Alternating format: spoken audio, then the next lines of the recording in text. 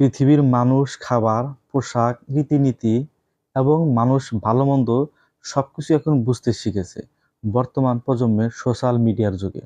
কিন্তু এই সোশ্যাল মিডিয়ার যুগে এখনো কিছু মানুষের অজানা কিছু রয়ে গেছে যেটা মানুষ এখনো জানে না।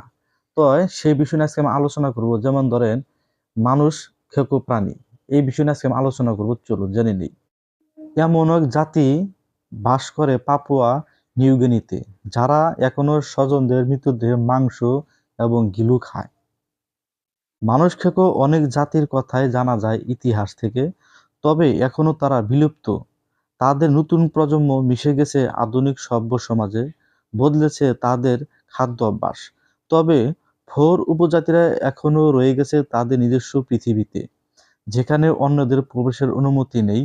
সংস্কৃতি এবং বাহ্যিক বিচিত্রের জন্য বিখ্যাত পাপুয়া নিউগিনি।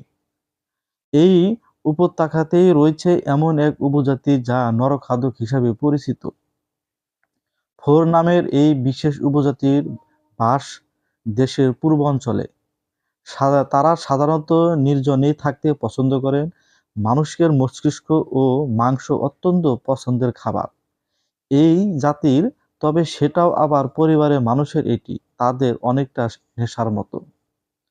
যখনই ভোর উপজাতি কেউ মারা যেত, তারা তাদের প্রিয়জনদের শ্রদ্ধা জানাতে তাদের মৃতদেহ খেয়ে নিহত মৃতদেহের মস্তিষ্কের মাংস শিশু এবং নারীদের জন্য নির্ধারিত শরীরের বাকি অংশের মাংস খায় পুরুষরা। চিন্তা করেন কত বছর ধরে তাদের এই রীতিনীতি চলে আসছে, তার সঠিক কোনো হিসাব নেই। ফোর জাতিরা প্রজন্মের পর প্রজন্ম ধরে এইভাবেই প্রিয়জন মারা গেলে তার মাংস এবং মস্তিষ্ক খেয়ে নেয় এবং স্বামীর মৃতদেহের সঙ্গে বছরের পর বছর ঘুমান তারা। তবে মৃতদেহের মস্তিষ্ক খাওয়ার ফলে তাদের শরীরে বিভিন্ন রোগ বাসা বাঁধে। দেখা দেয় এক ভয়ঙ্কর রোগ, যারা নানা কুরু রোগ, যার নাম কুরু। কুরু নামের এই বিশেষ রোগে আক্রান্ত হন এই উপজাতির বেশিরভাগ মানুষই। সায়েন্স নেচারে প্রকাশিত এক প্রতিবেদনে গবেষকরা জানায় এই রোগের কারণে তাদের শরীরে একটি বিশেষ অণুর প্রতি অনাক্রমত্ব তৈরি করে। এই অণু কুরু, ম্যাড কাউ ও ডিমেনশিয়া রোগের প্রধান কারণ। এছাড়াও এই উপজাতির জিনে অন্য অনেক পরিবর্তন লক্ষ্য করা যায়, যা মানুষের সাধারণ জিন থেকে একেবারেই আলাদা।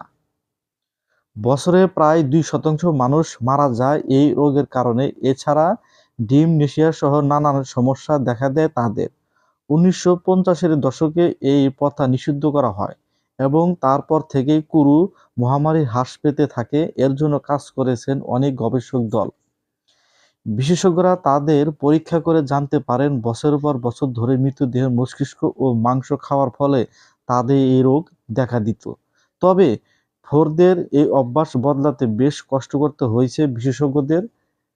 এবং কি ফোর জাতির নর মাংস খাওয়া বাদ বাদ হলেও সভ্য সমাজে ফিরে আসেনি তারা। নিজেদের পৃথিবীতেই বসবাস তাদের। এ হলো ইতিহাস নর খাদকের।